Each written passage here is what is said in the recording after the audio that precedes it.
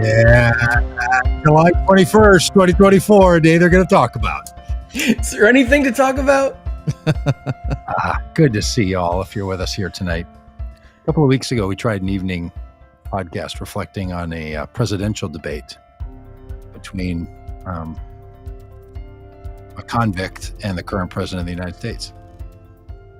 The convict won.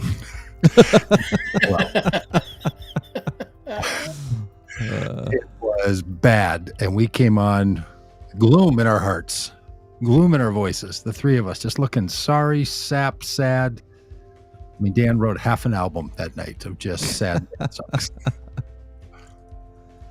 Not tonight, boys, not tonight. That's right. And I don't know if it's, I mean, in some ways we're celebrating, but in other ways, this is a dire situation for America that we're swapping out candidates just a few months before. Do you think that? Oh, I mean, it's definitely a move in the right direction. It would have been good to do this a year ago. Yeah, right. But we'll take what we can get, you know? It's like emergency heart surgery instead of scheduling something. Yeah. I need to rush the country to the hospital. I mean, European countries all the time dissolve parliament and call for elections that happen 6 weeks later. And, you know? We're special, Rob. This is the United States of America, like the Ohio State University. Yeah. Home Depot. We are special. We don't roll like that. Did you guys hear that Donald Trump got shot? Hey, we haven't talked about that. Oh my goodness. I mean, it's not even clear who he was shooting at. We don't know. How could you know? This is for all the people that tell me that you don't know what happened on January 6th. You don't know why those people were attacking the Capitol. You couldn't know. I mean, how do we know what the guy was doing? Right. What do we know? Yeah. And I mean, who would have thought that in July we'd have a July jumble and not an October surprise? Yeah. I'm not a conspiracy theorist, but out Kamala Harris becoming the next president of the United States. Yeah. What a July. Yeah. So we need to talk about conspiracy theories related to the shooting of Donald Trump. Was it planned ahead of time by the Trump campaign? It's so funny. No. I am of the opinion that he wasn't actually shot in the ear. I think the bullet hit the teleprompter and he had glass hit his ear. That's something I heard early on and haven't been able to figure out one way or another why that started and then why it switched to no, it was the bullet that pierced his ear. Yeah. And Carol is already with me on this. And there was no glass on anywhere. This is not even a thing anybody talks about. But anyway, yeah. So shots were fired. Things were said. Trump was shaken, scared, tried to pull off a conciliatory attitude at his convention. None of that matters, though, because they fired up all the engines and pointed them all at Joe Biden. And Joe Biden said today, on behalf of the country, I'm going to do what I think is best, and that's not to receive the nomination. And to you, Joe, I'm going to crack open a cold one. I got a Biden-Harris 2020 shirt on. This is now classic. This is old-timey. I get to wear this around like people wear those Bush Reagan shirts. Bush. Yeah, Reagan Bush shirts. So here's to you, Joe. Thanks for doing the right thing. Now, if we could talk about your timing, I'm sure Jill's had this conversation with you, but seriously, we could have done with this a while back. Mm-hmm. Rob, I think if there's a conspiracy at hand, the campaign wanted to get him out early in that debate to see what happened. Yeah. Or because they knew he wasn't going to make it and they needed to get him, they needed to have something. None of that makes any sense to me because there could have been so many other ways to do this. But whatever it is, we don't have to talk about if Joe Biden is old enough, if Joe Biden is too old, if Joe Biden's mind is sharp enough, or if Joe Biden has lost it a little bit. Don't have to worry about it. Mm-hmm. I mean, we have to worry about it if you're thinking about, is the presidency safe? But after 4 years of having someone like Donald Trump have the power of the power of the presidency at his hand, I don't think we have to be concerned about Joe Biden pulling off the job for the next 5 months. I think he's going to do just fine, especially if he only has to worry about that. I think he's going to do just fine. It's about time he finishes the job on student loan debt and just cancel it all. Having a little trouble with the courts finishing that. They keep messing things up, but yeah. All right. Do you guys think Kamala Harris is the hands down one that's going to be the nominee? You think this is it? Is this the Kamala Harris? Because I've been walking around since, I don't know, whenever it was, 1:30 this afternoon, just with a pep in my step, just feeling great about Kamala Harris being the nominee for the Democratic Party on the 2024 ticket. Yeah. So, I mean, there's a couple of reasons to think that Kamala Harris is going to be the nominee of the Democratic Party. One is she's the sitting vice president, mm-hmm. and with that has a lot of clout, obviously. Mm-hmm. Two, she has the endorsement of Joe Biden, who has especially now has I think is going to have pretty universal goodwill from all Democrats, those calling for him to resign, as well as those who are still supporting his campaign. And then three, there is the matter of campaign finance. And so in their last FEC report, the Biden-Harris campaign reported $92 million cash on hand. Mm-hmm. There's been some reports today that I sent fundraisers since then. They actually have $240 million cash on hand now for the campaign. If she's not the nominee, the way campaign finance rules work is that money, it's very limited what can be done with it. Essentially, it would be donated to the Democratic National Committee. And the Democratic National Committee could could then give money to a PAC to coordinate with the campaign. Mm-hmm. But the way there's limitations, only $34 million of that $240 million would be able to be used by a PAC coordinating with the campaign. So essentially, it's giving up nearly $200 million of campaign money. If Kamala Harris is the nominee, that money was given to her and Joe Biden. She has access to that money. The only way for essentially $200 million to be utilized for the campaign is if she's the nominee. So, money. And I know there's people that say, "Oh, they'll raise more money." Yeah, but $200 million, like $200 million is a lot of money. But it doesn't go away. But $200 million doesn't go away. Most of the money spent in this campaign will be spent by PACs. So it's not as if all I'm saying. I think Kamala Harris should be the endorsed candidate. I think she will be.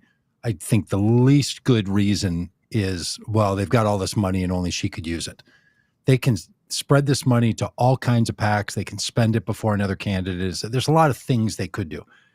So I don't think I know there's a lot of people in the dark government accusation world. I'm not saying you're saying this, Rob. I know a lot of people in that deep world. State. Yeah, in the deep state world and all the shadowy hands behind that are all saying this stuff like, oh, here's what this is about. Look, these campaigns can spend money. They can find ways to move money. They can coordinate with PACs. They can give it to different PACs. They can do all kinds of things. And frankly, they're going to raise between now and the election something that if there's 90 or 100 or $200 million, that's going to have to be spent in a different bucket. They will figure that all out. If there's a better candidate, if they decide that Daniel Deitrich should be our nominee, then by golly, they will figure out how to spend that money and bring in new money.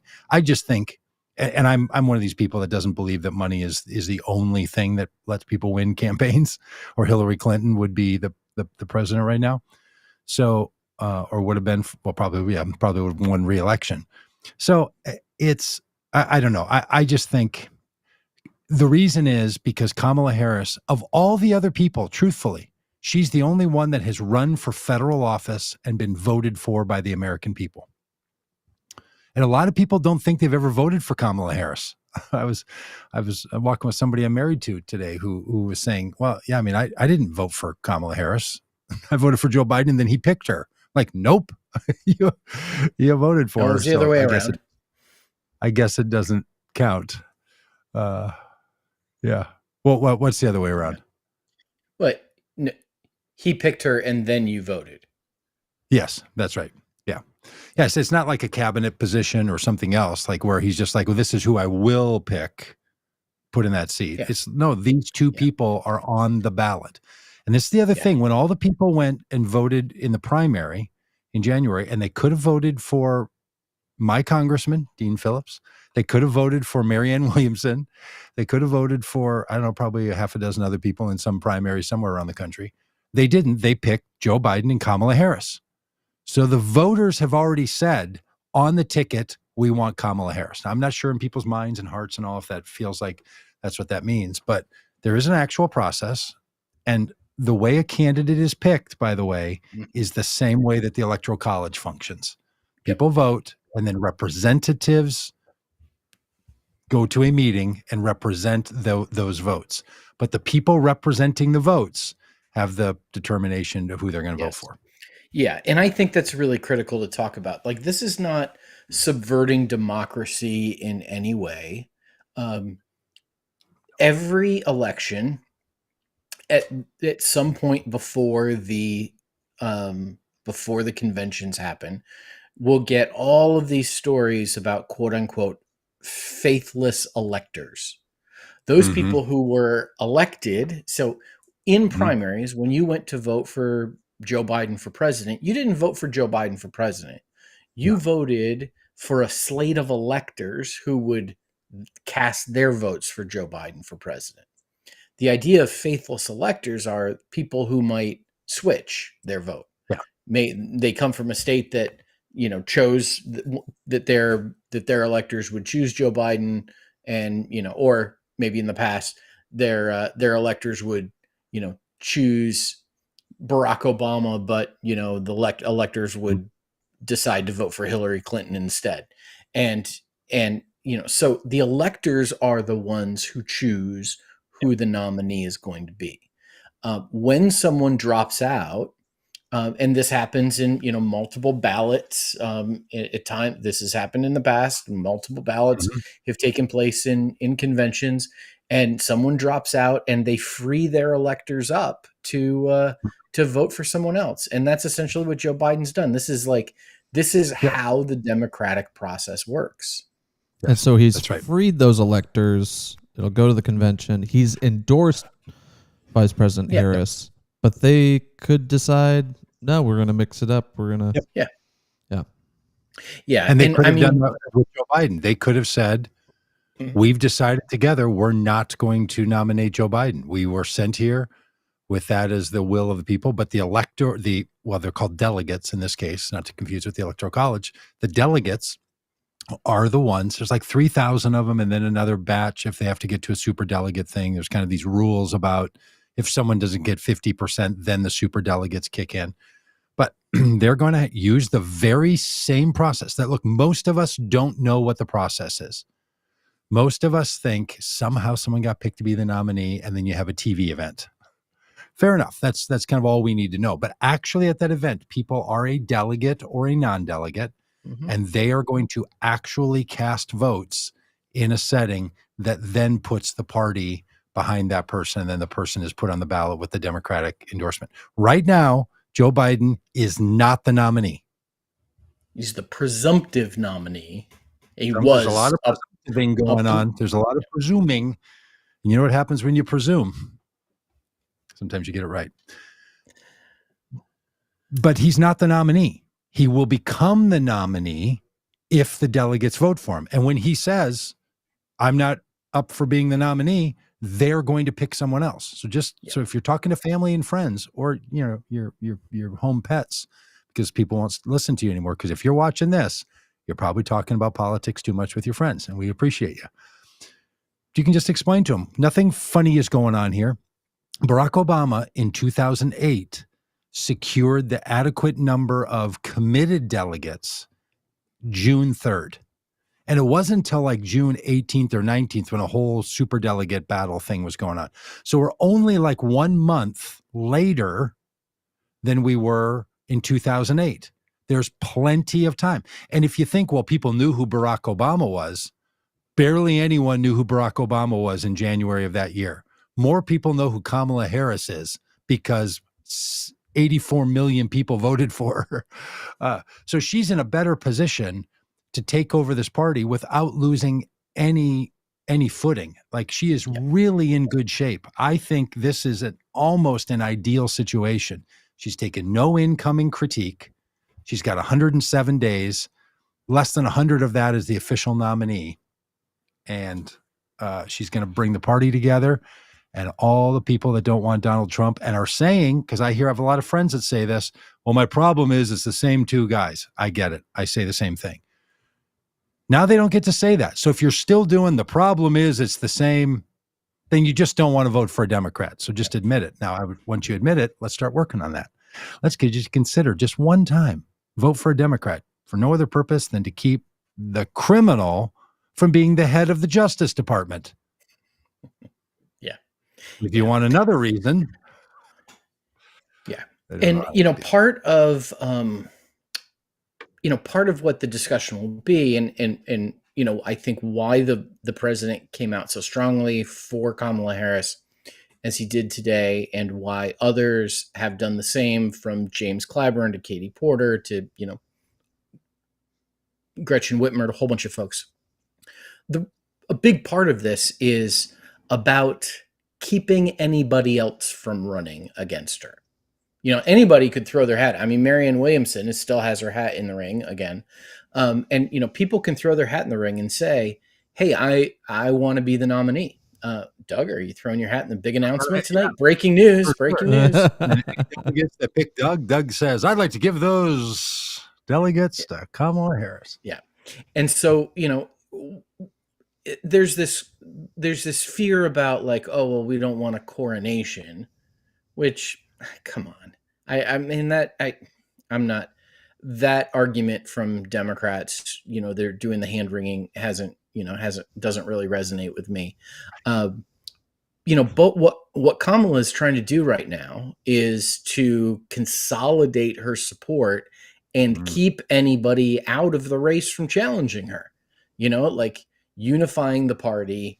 And you do that by making sure there's nobody else. Now, CNN had a poll earlier today of from New Hampshire of registered Democrats, and if Joe Biden, is not the nominee, who do you want? Kamala Harris had 50% of the vote, and second place was Pete Buttigieg with 14%. Then Gretchen Whitmer was 7%, and Gavin Newsom was 6%.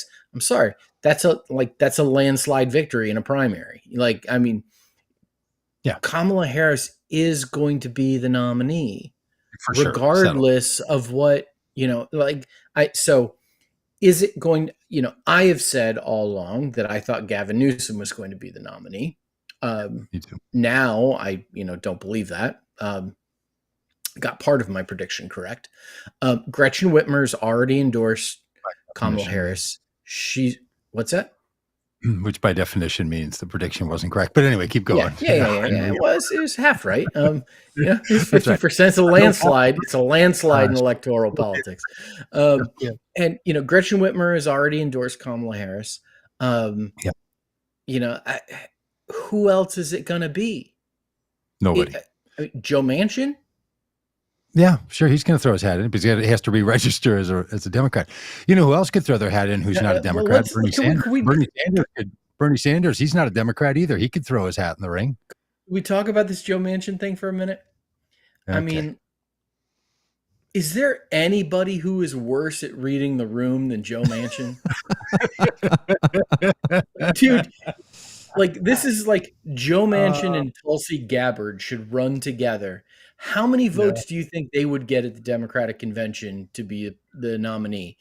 for president, vice president, because I'm thinking 0 is the number. Yeah. I mean, this guy opposed the president's agenda over and over, has made things so difficult over the last 4 years, almost 4 years for Joe Biden, consistently sided with Republicans time and time again. And now he's thinking, you know what Democrats want?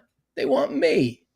They want me. Yeah. No, that's what they want. He just wants the good people of the Democratic Party to have a choice. And he thought, well, maybe I should be one of the choices.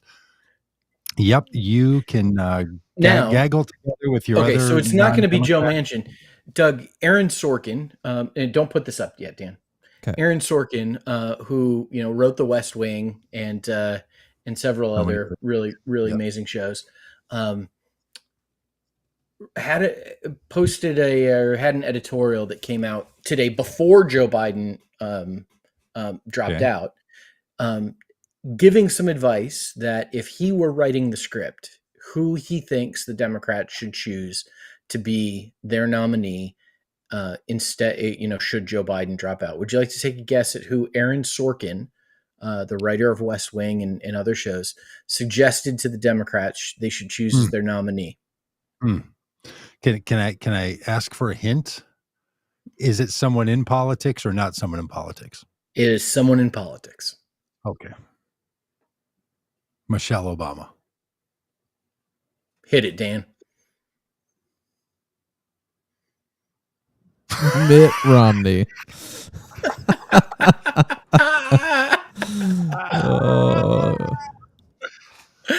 Maybe vice president. Isn't there a storyline in there in the West Wing where a candidate picks a Republican vice president or something? That seems like a Sorkin thing to do. Justice nominees, I think, is what it is. Yeah, something like that. Yeah, look, Mitt Romney. All right. Listen, if the choice was Mitt Romney or Joe Manchin, I would choose Mitt Romney. It's pretty all cute. Day. Yeah, it's a pretty cute play.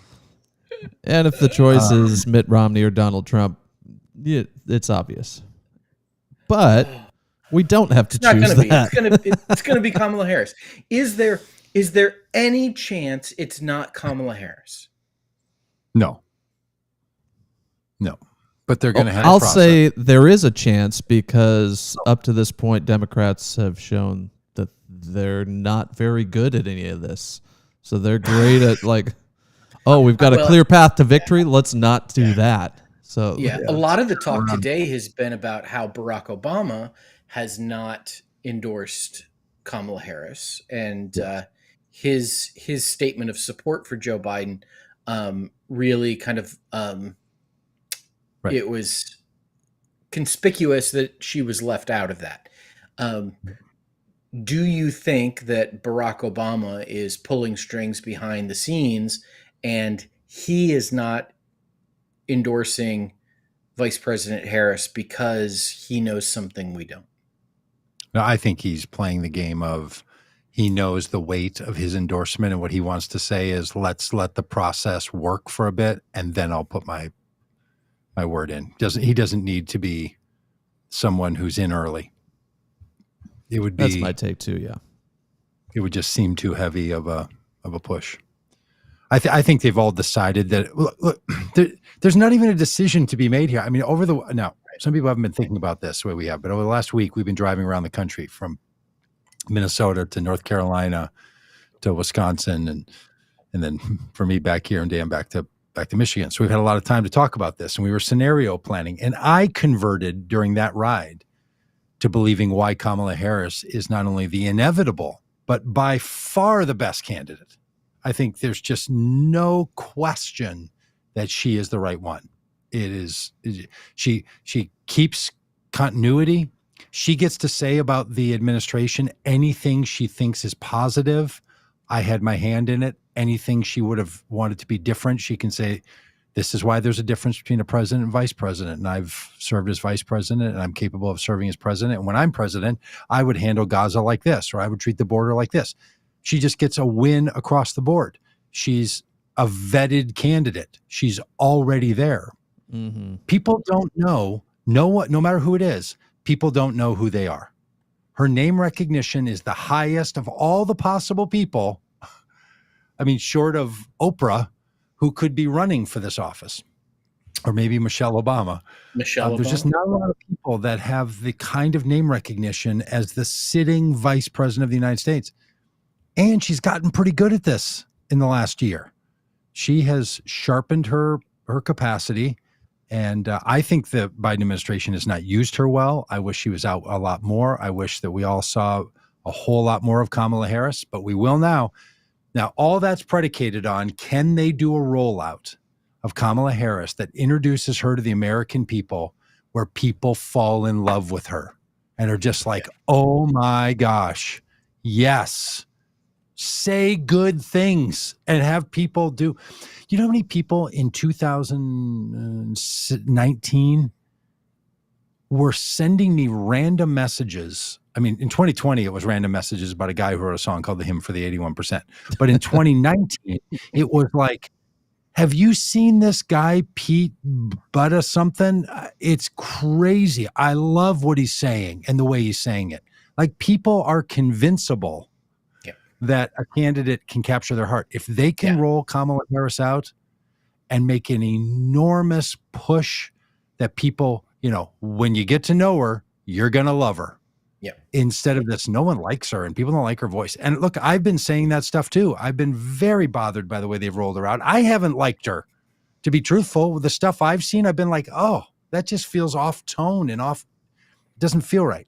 But now she's going to not be the backup. She's not going to be the support. She's going to be the front. I think she'll do great. I think she's going to figure out her voice, and not just her actual tenor of her voice, but what she has to say. And I hope she grabs it. And if they manage her, if they Hillary Clinton her the way the Hillary Clinton campaign did, if they do or Al Gore or John Kerry, if the Democrats Democrat her in this process, that's what I'm worried about. If they do their thing, if they dip her in that, the strawberry dipped in that chocolate, and they try to serve that to the American people, people aren't going to like it. But if she just unleashes and is who she is, and if every day we're saying, do you want to vote for the sex crime prosecutor or for the sex crime,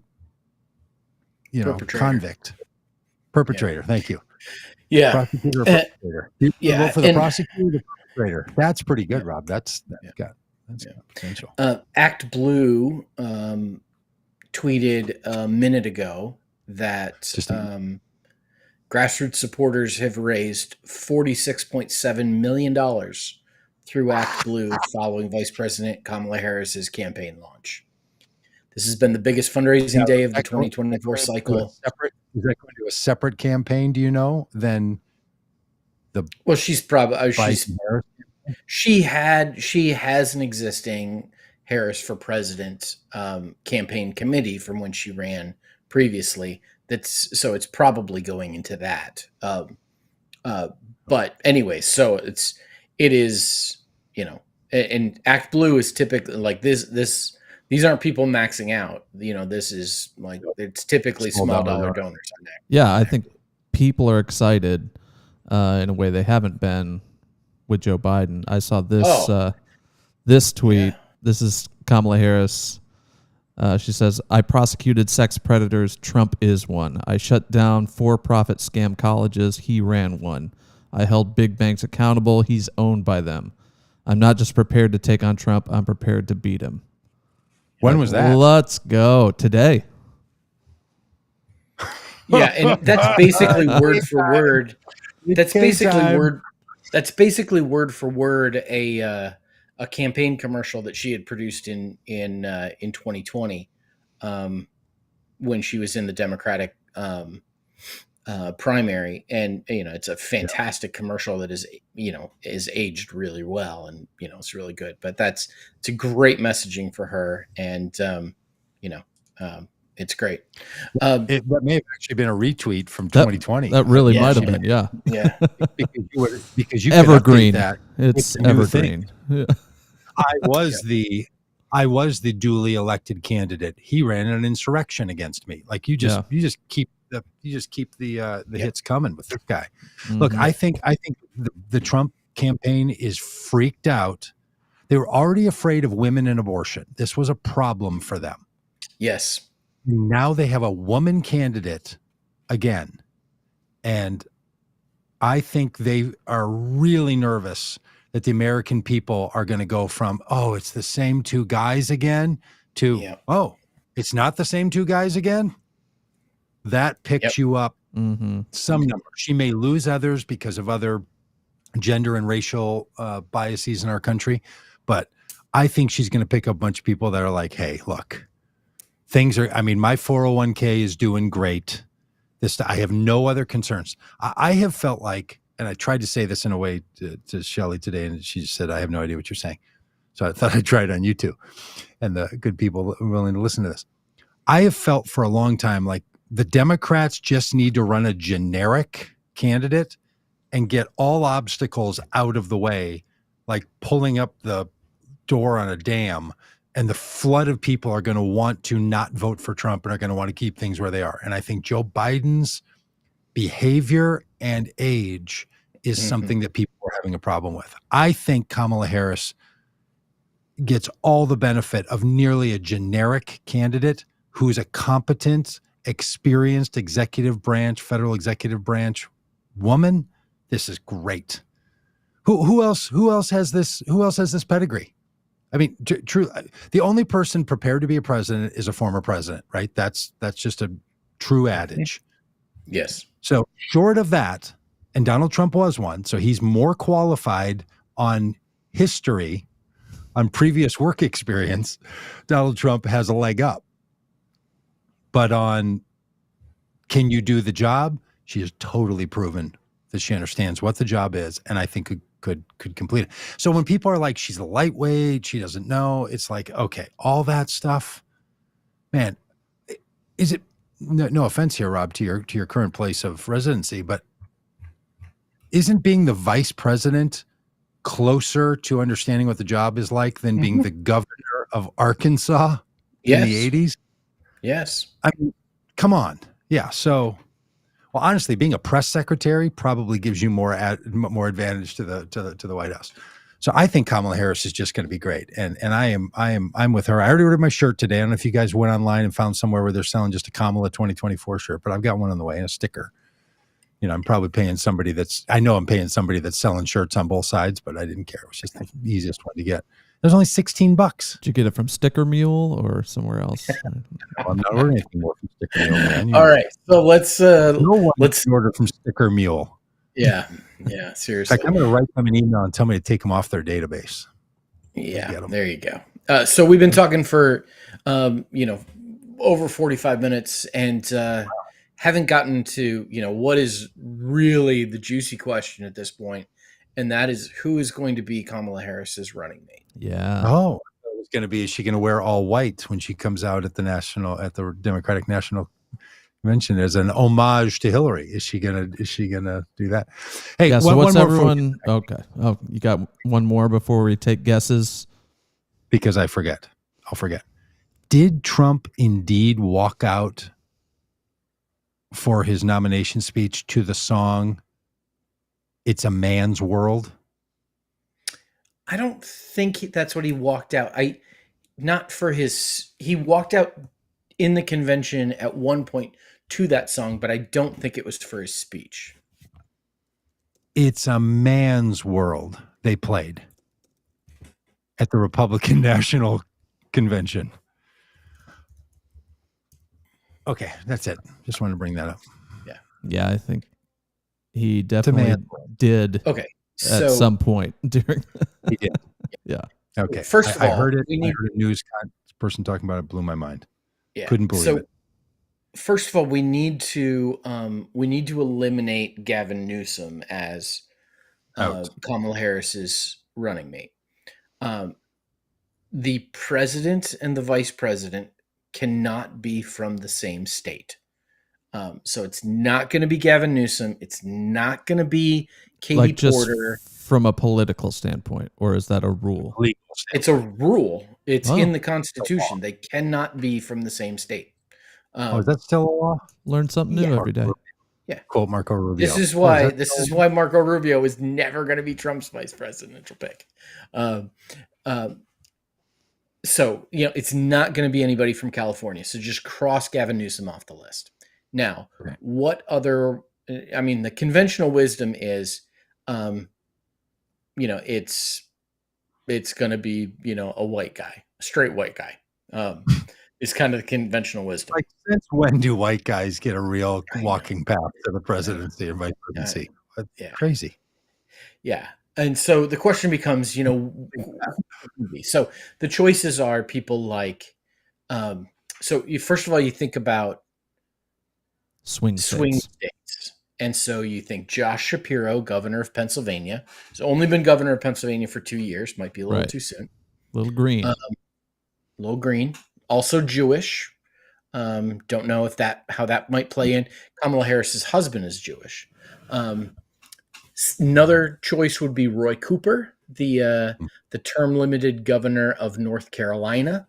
Another Democratic governor of a swing state. And he's term limited. He's a little bit older, not interested in running for president himself. Not that stopped anybody. Well, I guess it did stop somebody this time. So maybe Roy Cooper. Could be Mark Kelly, senator from Arizona, another swing state. And Mark astronaut. Kelly, astronaut. And cool. Husband of action figure guy. Yeah.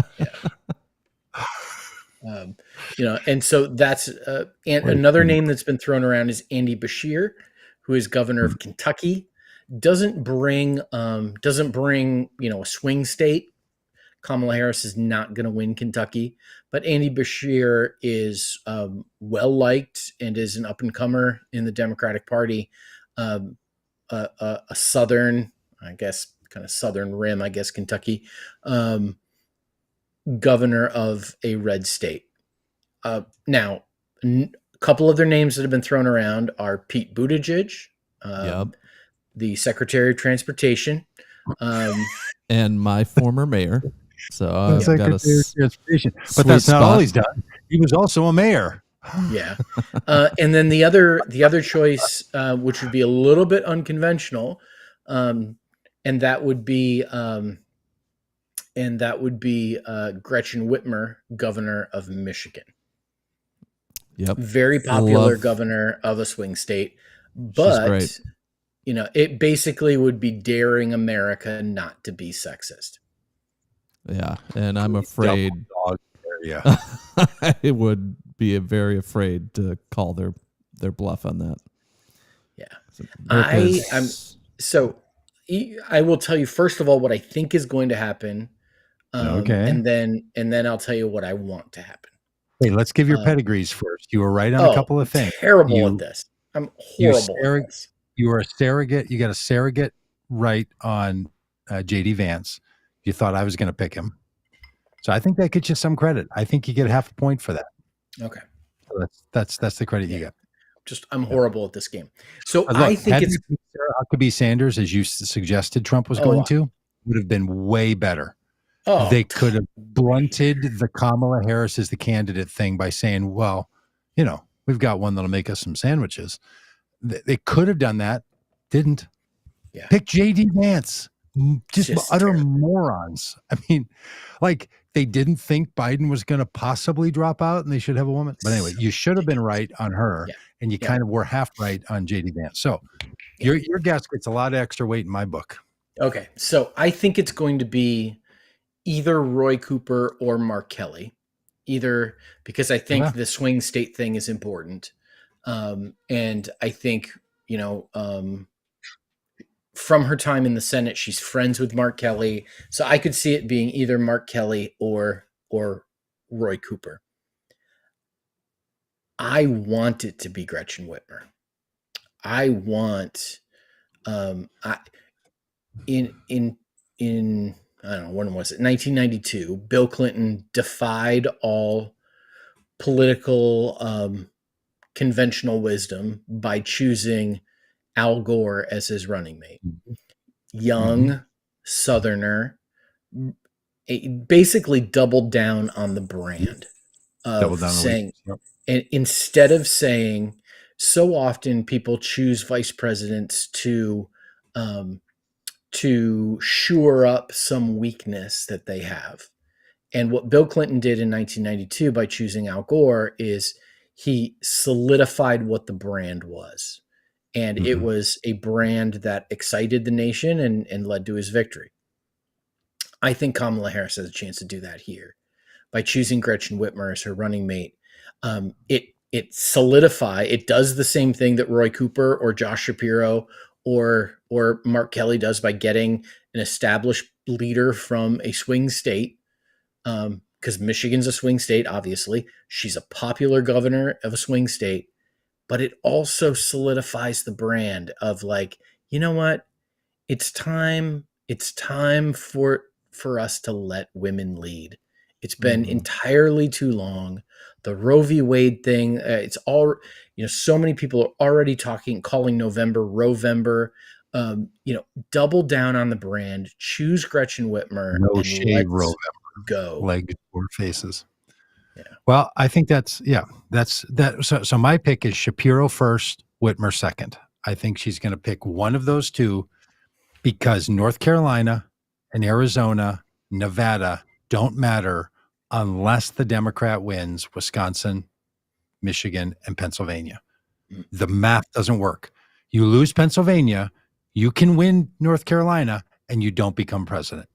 Yep. So they have to build that blue wall against the democracy downgrading. Siri was just telling what was Siri telling you? Something important? Yeah, she was just saying it was 8:52 p.m. I don't know why. I don't know. Just randomly telling me. The voice said, "What time is it? Hey Siri, what time is it?" Rob needs louder. to Hey hear Siri. this. Yeah. It's 8:53. She said it to me too. But they're not really listening. It's just Siri's like, it is past your bedtime. What are you doing? I'm like, Siri, I'm on the internet drinking alcohol. Yeah, people are talking about J.B. Pritzker. I don't think it's going to be J.B. Pritzker. I think Illinois it's going to be. Yeah. No, look, Illinois you and doesn't I, help. same camp. We are. The only value to a vice president is, does it bring you a constituency, aka, not also known as, an example being gravitas for George W. Bush. Yep. Or that was Dick Cheney choosing himself. Bill Clinton doubling down on the brand and also trying to shore up his lack of morality that people thought by bringing in Al Gore, who a lot of people don't remember was a very straight fella. And his wife, Tipper Gore, was the one pushing for there to be NC-17 categories and to have warning labels on record albums for the kids. Yep. So there was a lot of things going on. You pick a vice president to shore up a constituency, Trump with Pence, or to win that state, because the effect of a vice president goes about as far as the state that they're from. You'll get. We just lost your camera. We lost you. Go ahead.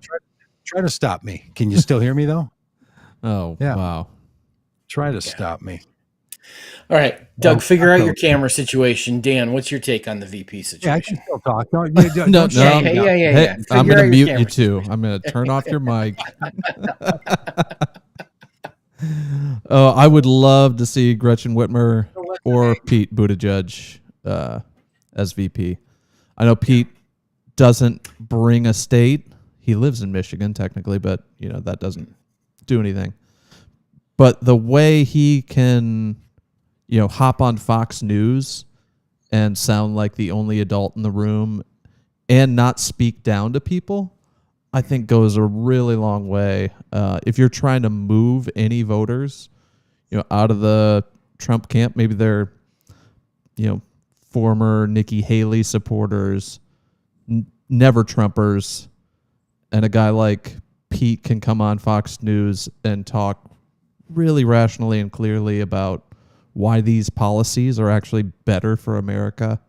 I think that goes a really long way. Yeah. But I love Gretchen Whitmer as well. Yeah.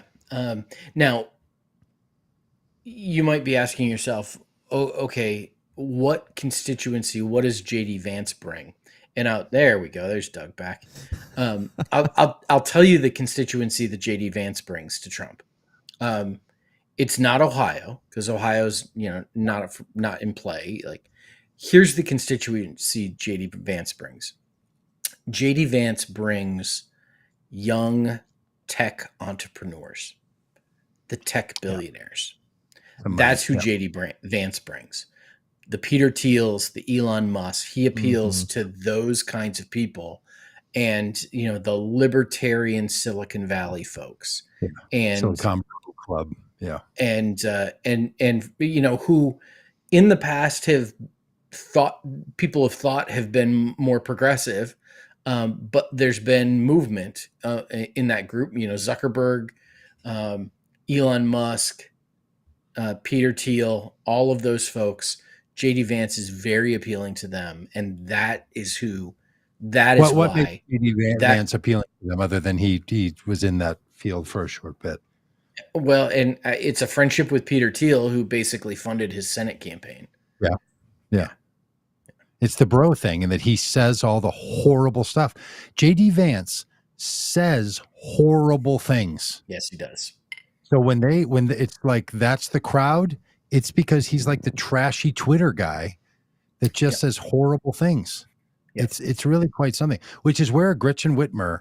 I mean, I think it's going to be Shapiro, and I think there are real limitations because this country is not clear on where it is on the Jewish community or where it is on 51% or 50.3% of the population, women. So that's also doubling down. So I think if Kamala Harris goes with Shapiro, she's doubling down on your non-Christian white thing. And if she goes with Gretchen Whitmer, I think she's doubling down on this idea that there's a sea change, and it's a feminine-led thing, and she doesn't need the help of a white guy, because everybody right now is saying the same thing. Well, she's gonna have to have a white guy. She's gonna have to have a guy to prop her up. She's gonna have to have a guy to get a guy, votes, all that stuff. I think she could throw a real knuckleball in here by picking Gretchen Whitmer, if Whitmer would do it.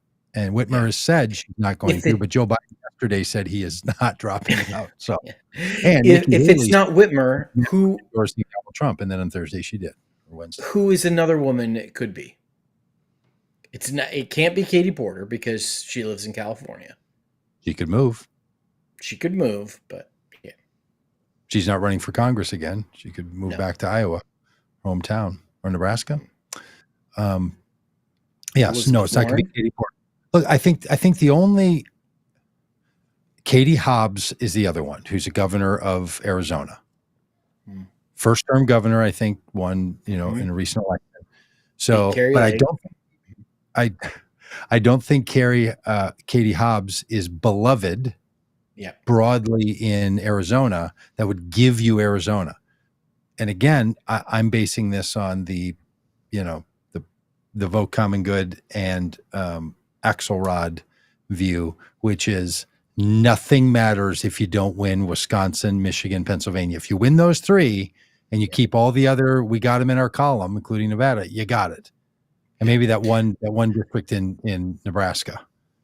So I think it's got to be Shapiro or Whitmer. If it's a play for the base, because I don't think it's Tony Evers in Wisconsin, a governor. Hey, here's the other thing when you think about it: the states that we think are most important: North Carolina, Georgia, Pennsylvania, Wisconsin, Michigan, Arizona, maybe Nevada. I don't know who the governor of Nevada is. Probably ask. Hey Siri, who's the governor of Nevada? Joe Lombardo is the governor of Nevada. Hey Siri, is Joe Lombardo a Democrat? I don't even know who Joe Lombardo is. The answer I found is Republican Party. Yeah, okay. So not him, but all the other ones outside of Nevada. So Wisconsin, Michigan, Pennsylvania, North Carolina, Georgia, Arizona, all have Democrat governors. Those are the swing states. These are states that statewide in recent elections have voted for Democrats. All the Democrats have to do is win the places where they're supposed to win. So you pick two women that feel competent and exciting, and you lock up Michigan, or you pick Shapiro and you lock up Pennsylvania. And man, the the political foot is across the line. And so I think it's Shapiro. I think ultimately that's going to be the pick. And I think people aren't going to care how long he's been governor. I don't think people even know stuff like that. I think people, I don't know. But do you think there would be any bounce back where people would be like, we don't want to lose our old boy, so we're not going to vote for him for vice president because we want to keep him as the governor? I think they love him so much they let him go. Yeah. Okay. Then if it's, I go back to my question. If it's a woman and not Gretchen Whitmer, who is it? Oh my goodness! Siri just told me the time again. Siri's I don't know what is happening. It's not Siri, I can tell you that. Yeah, seriously. Is it Elizabeth Warren? Be president or vice president. Elizabeth Warren. Interesting. I think there is I haven't thought about in a while. Yeah, remember she was supposed to be president a while back. Professor President. I just don't think it. I think it only matters if the person gives them a state, and I can't think of a beloved politician in Wisconsin. I mean, Tammy Baldwin in Wisconsin, who I think is up for her own like fight of her life to stay as the nominee. So I don't know. You know, when Al Gore, who was picked by Bill Clinton, then was vice president for 8 years, then lost his own home state as the presidential candidate. Things changed in Tennessee. If he had won his home state, he would have been president. That would have been that. We never would have heard the phrase "hanging chads." No. Or Clark. What was her name? Clark. Wesley Clark. No, the woman who ran the operation down there with the hanging. Oh, what was her name? Yeah, you know what I'm talking about in Broward County. Yeah, she was like Plumber Joe. Like she burst onto the scene and then disappeared. Or that person in Texas who did that, the state legislative woman. Well, look, I think this is great news. I think she was blonde hair and she lost, but she did something really great, something heroic. Oh yeah. You know, look, we've turned a page in this country. Joe Biden making a stunning decision to him because people hadn't told him that he had said, no, it's just an old person joke. I should stop with the old people jokes. He did a very brave thing to say, I will not seek, nor will I accept. He didn't say exactly that, so it's not quite as lyrical as when Lyndon Johnson said he wasn't going to run. But this is a big deal. And you can say he should have said it a year ago if you want to be like that, because I do. And I do want to be like that. Yeah, I'll say it all day. Very much want to be like that. I'm going to continue to be like that for a very, very long time. And we should have had an entire process, but we don't. Instead, we're going to have a truncated process. But the person we're going to end up with is the current vice president of the United States. And she will be sworn in on the 21st of January, 2025, as the next president of the United States. If everyone gets out and does their part. And the person she's running against, say it very clearly, is Donald Trump, who lost the presidential race as the sitting president and then led an insurrection and since then has committed crimes that he's being charged with and has been convicted of crimes that he committed, including fraud. Which some people see as a feature and not a flaw. For sure. And if you can't beat that guy, then God save the queen, because we're in trouble. So yeah. I think Kamala Harris has got the wind at her back. I think she's going to raise a ton of money. I think people are going to be excited. I hope that she can roll out a introduction of herself in a way that people say, wow, this would be great. And if you just move the 30,000 people in each of those states who voted against Hillary Clinton, just 30,000 of them, because it was particular to Hillary Clinton. I know a lot of people who are like that. I don't know 30,000 people in Wisconsin, but I know a lot of people for whom it was just they couldn't do a Clinton or they couldn't do a Hillary Clinton again. It didn't feel right to them for all kinds of reasons. I don't think the Democratic Party is going to have this problem. I think they're going to come in hot and heavy for Kamala Harris, and I think she's gonna pull ahead by 3, 4, 5, 6 percentage points after the convention, and she's never going to look back. If we all do our work, if we get sloppy and we get lazy, those of us who care about this, whatever your work is, we get lazy and sloppy and don't do our thing, Donald Trump is going to take over the presidency of the United States and use his power to inflict on the American people all the things he's promised. And it's terrible. Yeah. Hey, I also wondered, what do you guys think? I wondered if we talked about this a bit on the bus as we traveled. Are they going to go with Kamala or are they going to go with Harris? So in other words, is it going to be the yard Biden? signs and the T-shirts? Yeah. All of it. Is it Kamala or is it Harris? What do you think? I think it's Kamala because I think they are baiting Donald Trump to do the racist Kamala pronunciation of her name. Say it again. I think they want Donald Trump to do the racist Kamala pronunciation of her name. And for people who might not remember, people who might not remember, back in the 80s, there was a professional wrestler named Kamala the Ugandan Giant, who was a large black man, and it was a stereotypical racist depiction.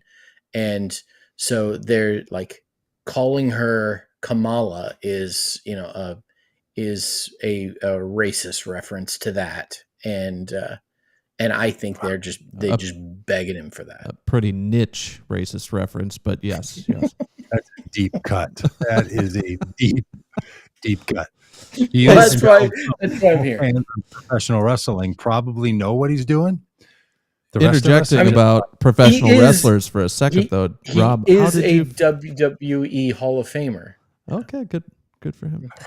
Rob, I was curious, and we were talking about this on the bus, how you felt about the RNC when Hulk Hogan came out. Did you watch this? Feel about that? And he rips off his shirt, revealing a Trump shirt underneath, and just did the whole bit. Hulk Hogan. There's a couple things with Hulk Hogan. One is he's a horrible human being. Is he? Oh yeah. Okay.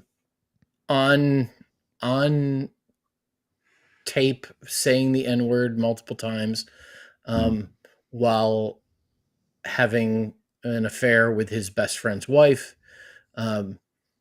He is. He is Donald likes him. Oh yeah, totally.